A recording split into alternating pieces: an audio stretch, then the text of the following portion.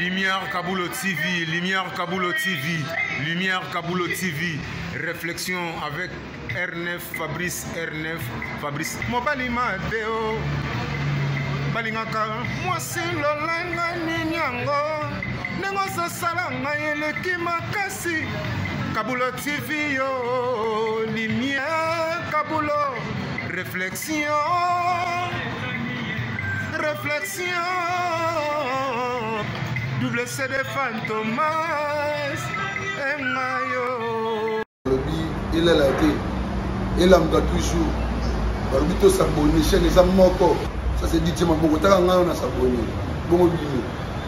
Donc mon yango, na YouTube tozawana, moko gaga.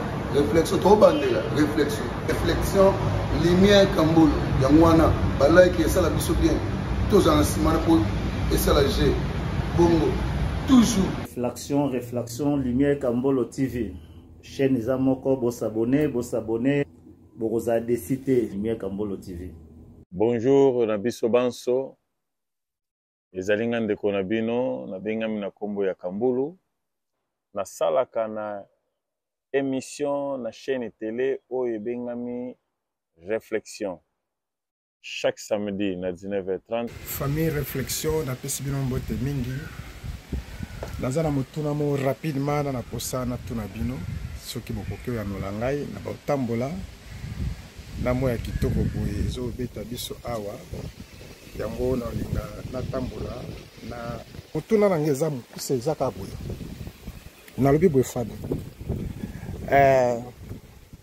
nini yango elakisaka yo ke songolo to pakala azali mwana na Yawe. Motuna mususu.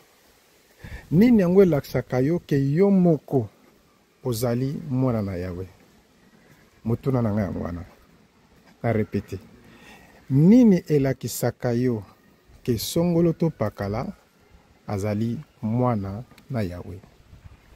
To nini yango elakisaka yo ke yo moko personnellement Ozali mwana na Yawe. Ya pambola bino. C'est moi, votre frère, Lindanda Ambassadeur. Ya pambola bino. Merci. Bye bye.